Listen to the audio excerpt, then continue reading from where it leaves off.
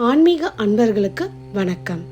கையிலேயே மயிலை, மயிலையே கையிலேன்னு சொல்லக்கூடிய மயிலாப்பூர் கபாலீஸ்வரர் கோயிலோட பங்குனி உற்சவத்தோட 4வது நாள் பற்றி பார்க்கலாம். சிவனோட 5 செயல்களில் 4வதாக கருதப்படுற திரியோபாவம், அதாவது மறைந்திருக்கும் அருள். ஒரு மனுஷன்கிட்ட நல்லதும் இருக்கும், கெட்டதும் இருக்கும். அதை மறைஞ்சிருந்து நல்ல வழியில் அவரை கொண்டு செலுத்துறது தான் இந்த 4வது செயலாக கருதப்படுறது. 26 மார்ச் 2026 காலை 8:30 அளவில் பார்த்தேன்னா வெள்ளி புஷ்மிருகம் விமானத்தில் கபாலி எழுந்தருள்வார்.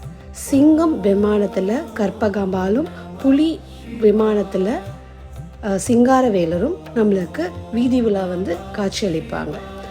அதை அடுத்து மாலை 9 மணிக்கு பார்த்தேன்னா நாகம் வாகனத்தில் கபாலியும், காமதேனு வாகனத்தில் கற்பகாம்பாலும், ஆடு வாகனத்தில் சிங்காரவேலரும் நம்மளுக்கு அருள் பாலிப்பாங்க. அன்று கபாலியோட அலங்காரம் பார்த்தேன்னா ஒரு தனி சிறப்பு வாய்ந்ததாக இருக்கும். இது ஒரு கதையை சார்ந்து அமைஞ்சது. இந்த கதை நிறையா பேருக்கு தெரிஞ்சிருக்கும், தெரியாதவாளுக்காக இங்கே நான் சொல்கிறேன். பரமேஸ்வரனும் பார்வதி அம்மையாரும் கைலாயத்தில் உட்காந்து பேசின்னு இருக்கா. எதை பற்றின்னு கேட்டெல்லாம் வேதத்தை பற்றி பேசின்னு இருக்கா. இந்த பேச்சுவார்த்தை வருடக்கணக்காக நீண்டுண்டே போயின்னு இருக்கு. பார்வதி சில நொடிகள் ஈசன் சொல்கிறத கேட்காததுனால ஈசனுக்கு கோபம் அவர் பார்வதிக்கு சாபம் கொடுத்துட்றார், மீனவ பெண்ணா பிறக்கணும்னு. அவர் கொடுத்த பிறகுதான் அவர் உணர்றார், தான் தெரியாமல் ஏதோ தவறு பண்ணிட்டோம், பார்வதி இல்லாமல் அவரால் இருக்க முடியாதுன்றது அப்புறம்தான் உணர்றார். ஆனால் சொன்ன நாழிலேயே பார்த்தீங்கன்னா பார்வதி மறைஞ்சு போயிடுறா. ஈசனுக்கு நாளுக்கு நாள் அந்த சோகம் வளர்ந்துட்டே போகுது. இதை பார்த்த நந்தி பெருமானும் ரொம்ப வருத்தத்தில் ஆழ்ந்து போயிடுறார். வருடங்கள் போகிறது. பார்வதி தேவி பூமியில் மீனவ பெண்ணா மீனவ குழந்தையா பிறந்து ஒரு வாலிப வயசையை அடைஞ்சிட்றா. அவள் பார்த்திங்கன்னா அந்த மீனவ தலைவரோட பொண்ணாக தான் வளர்ந்து வரா.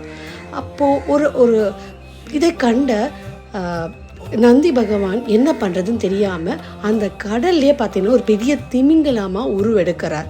ஸோ இந்த தொல்லை தாங்க முடியல. மீனவர் போய் மீன் பிடிக்க போகும்போதெல்லாம் அந்த திமிங்கலத்தோட தொல்லை தாங்க முடியாமல் எல்லாரும் மீனவ தலைவர்கிட்ட முறையிடுறா, எங்களுக்கு நீங்கள் தான் எதாவது செய்யணும்னு.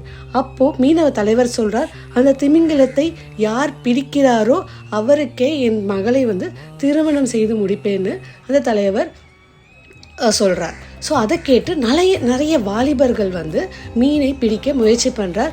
அவர் தான் நந்தி பகவான் ஆச்சே, எப்படி அவரை பிடிக்க முடியும்? சாதாரண மனிதர்களால் யாராலையும் பிடிக்க முடியாமல் ரொம்ப துயரத்தில் இருக்காங்க. அப்போது மீனவ தலைவர் ஈசனை வேண்டுகிறார். பார்வதி தேவியும் சேர்ந்து வேண்டுகிறார். பார்வதியோட குரல் ஈசனோட காதுக்கு கேட்டு உடனே அழகான வாலிபனாக உருவெடுத்து, நான் அந்த மீனை பிடிக்கிறேன், உங்கள் மகளை எனக்கு கல்யாணம் பண்ணி வைக்கணும்னு கேட்டுண்டு அவர் போகிறார்.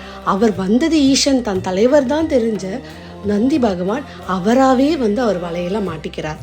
மாட்டின்ற பிறகு அவர் பார்வதி தேவியை ஆட்கொள்கிறார். இதுதான் இந்த கதை. இந்த கதைக்காக தான் அன்றைய நாள் பார்த்தேன்னா ஈசனுக்கு மீனவ வடிவத்தில் அலங்காரம் பண்ணியிருப்பா. பார்வதி அம்மாளுக்கு மீனவ பெண் வடிவத்தில் அலங்காரம் பண்ணியிருப்பா. இது கண்கொள்ளா காட்சியாக தான் அமைந்திருக்கும். பார்த்தவா எல்லாருமே பார்த்திங்கன்னா 1000 கண் வேணும் பார்க்கறதுக்குன்ற மாதிரி அவ்வளோ அழகாக 2 பேருமே நம்மளுக்கு காட்சி அளிச்சிருப்ப. அன்றைய நாளோட வாகனமானது நாகம். நாகத்துக்கு ஏற்றா போல் அந்த சுவாமியை சுமக்கிறவா எல்லாருமே அந்த பாட்டுக்கு ஆடியிருப்பா. அதுவும் கண்கொள்ளா காட்சியாக தாங்க அமைஞ்சிருக்கு. இதை எல்லாரும் பார்த்து ரசிச்சிருப்பீங்க நான் நினைக்கிறேன். பார்க்காதவளுக்காக இந்த வீடியோவில் பார்த்து ரசித்து பகவானோட ஆசீர்வாதம் எல்லாருக்கும் கிடைக்கணும்னு அந்த பகவானை வேண்டி எல்லாரோடையும் விடைபெறுகிறேன். அடுத்த ஒரு நல்ல வீடியோவோட பார்க்கலாம். தேங்க்யூ.